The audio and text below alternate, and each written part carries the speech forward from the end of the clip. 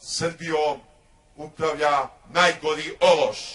Zoran Đinđić, Nebojša Čović, Goran Svilanović i ostali. Ali ološ ne može dugo da vlada Srbijom. Ološ će morati na dno duboke i mutne reke gde mu je mesto. Đinđić pobeže u Frankfurt. Njegov Bagzi na Đinđića naleteo kamionom. Pa misli Zoran Đinđić da može 12 godina da intenzivno posluje sa mafijom, da učestvuje u svim mafijaškim delatnostima, a sad po nalogu Amerikanaca tako jednostavno da otpiše mafiju.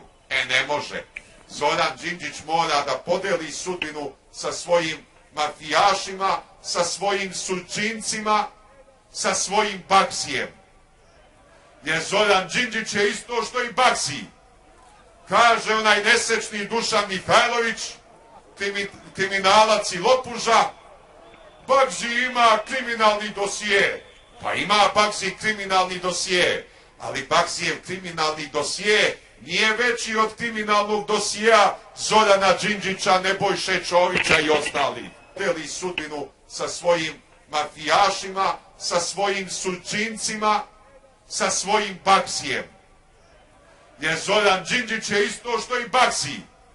Pobeže u Frankfurt. Njegov Bagzi na Đinđića naleteo kamionom.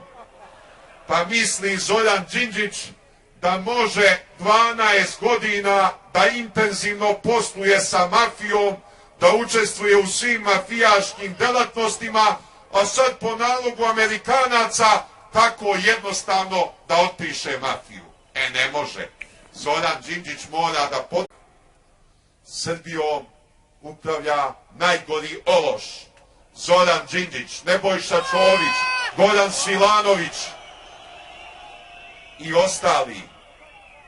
Ali ološ ne može dugo da vlada Srbijom.